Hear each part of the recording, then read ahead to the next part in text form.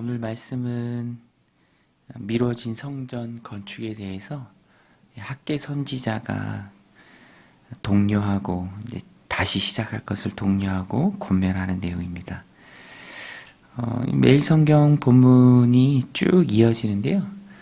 역대기를 쓴 사람이 에스라죠. 에스라는 이제 이스라엘 백성들이 포로로 잡혀갔을 때 그곳에서 다시 돌아와서 다시 민족의 공동체를 재건한 사람입니다. 그러기 위해서 쓴 게 바로 역대기예요. 역대상, 역대하. 그 다음에 에스라. 그리고 동시대를 산 선지자가 스가랴, 학개입니다.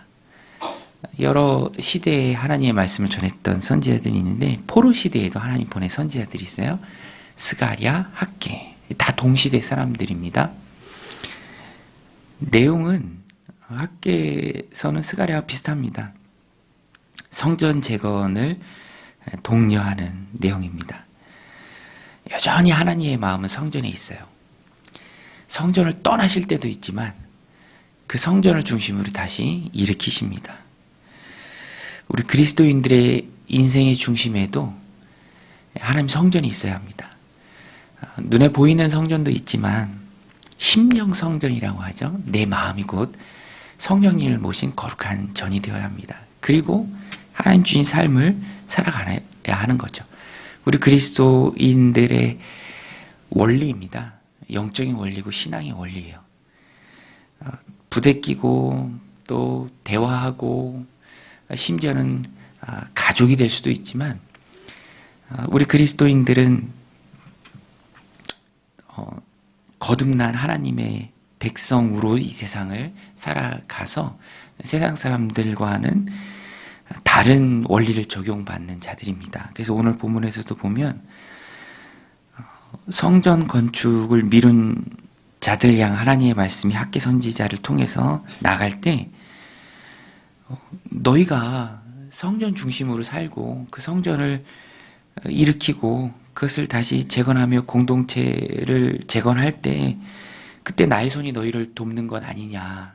하나님께서 이렇게 말씀하십니다.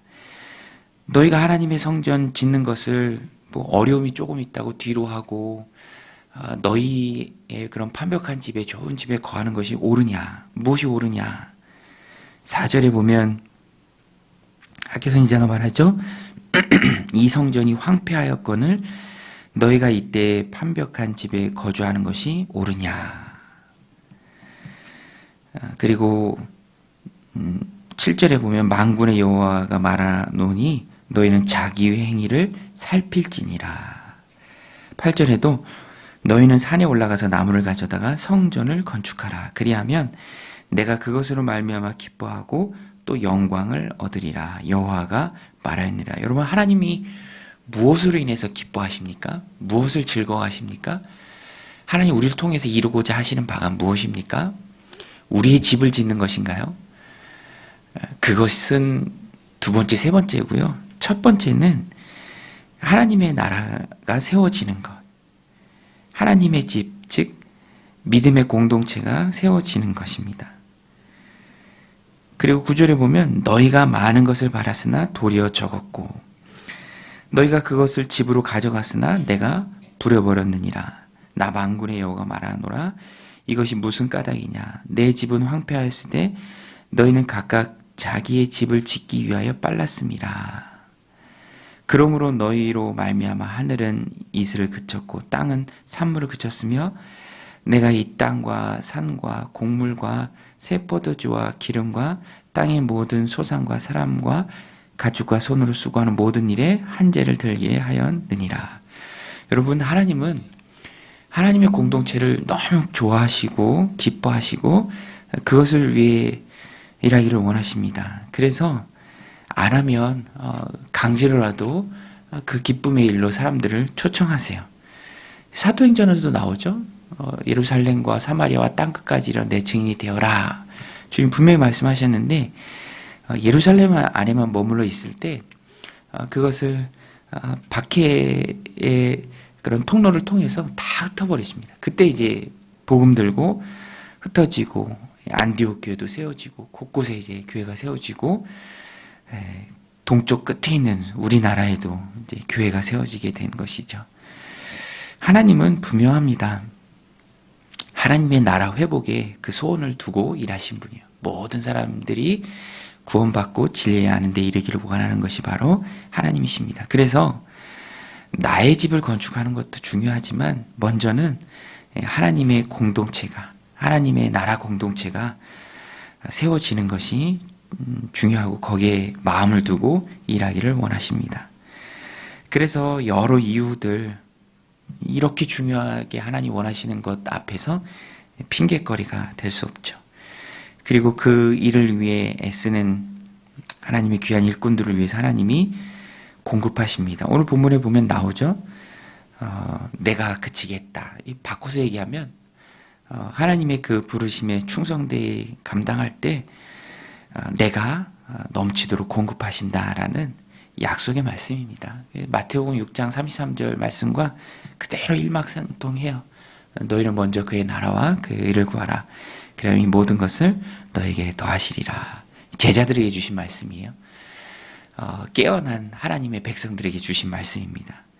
세상은 어둠의 영이 주관하고 있기 때문에 부자도 있고 권력자도 있고 잘 나가는 사람들도 있고 다 그들이 맡은 역할들이 있습니다. 그러나 분명한 것은 다르다라는 거예요. 다르다. 부르심이 다르다. 하나님 기뻐하신 일에 받은 자들이 바로 우리입니다. 그래서 우리는 아주 선명한 인생의 목적을 가지고 살아야 합니다. 하나님 나를 왜 부르셨는가? 하나님 기뻐하신 일 감당하라는 것이죠. 성전이 황폐한 대로 놓여 있는데 너희가 너희의 집만을 세우는 것, 그것을 세우기에 빨리 달려가는 것이 옳으냐? 거기에 무슨 축복이 있고 거기에 무슨 은혜가 있을 수 있느냐? 우선순위를 잘 기억해라.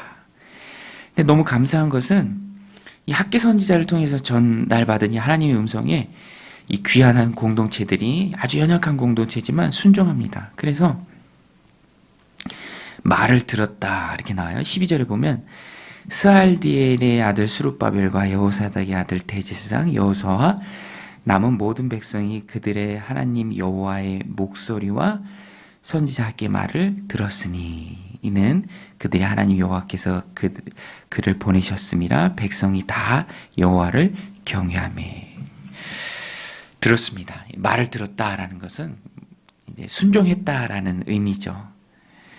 그리고 하나님께서 순종하는 그들의 마음을 감동시켜 주셨어요. 14절에 보면 여호와께서 스알딜의 아들 유다 총독 스룹바벨의 마음과 여호사닥의 아들 대제사장 여호수아의 마음과 남은 모든 백성들의 마음을 감동시키시매 그들이 와서 만군의 여호와 그들의 하나님의 전 공사를 하매 그때는 다리오 왕 제2년 여섯째 달이라 24일이었더라. 이게 성전 건축이 방해하는 자들 때문에 중단된 지 한 16년 정도 지난 후에 다시 재건하는 것입니다. 여러분, 순종하는 것, 결심하는 것, 그리고 하나님께서 그들에게 마음을 감동시켜 주는 것이 세트로 항상 같이 다녀요. 순종하기를 결정할 때 하나님 그 마음을 주장해 주시고 또 그들을 통해서 일하십니다. 여러분, 신앙의 대상은 하나님이시죠. 하나님이 우리를 통해서 이루고자 하시는 바가 있습니다.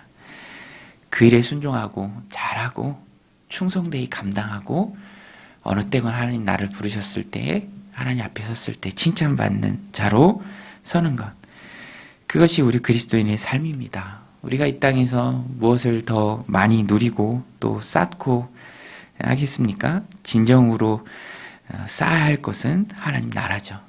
그것이 그리스도인의 가장 축복된 일입니다. 그래서 우리의 마음이 향해야 할 것은 하나님의 마음이 향하는 그곳, 우리의 심령 성전, 우리가 세워야 가야 할 하나님 나라의 공동체입니다. 하늘에 둔 바 다함이 없는 보물이죠. 헤어지지 않는 배낭입니다. 그 일에 불러주심에 감사한 것이죠. 모두가 다 잠든 사람들처럼 현실만을 위해서 살아갈 때 하나님 나라의 소망을 주시고 그 나라를 준비하고 예비하며 함께 지어져가는 존재로 불러주신 그 하나님 앞에 감사한 것, 천국의 소망을 두고 살아감에 감사한 것, 더 없는 큰 축복입니다. 그것을 내 마음에 부흥시켜서 하나님 주신 은혜에 따라 그 인도하심 속에 살아가는 복된 오늘 하루의 삶이 되시기를 주님의 이름으로 간절히 축원드립니다. 우리 같이 말씀 붙들고 기도하겠습니다.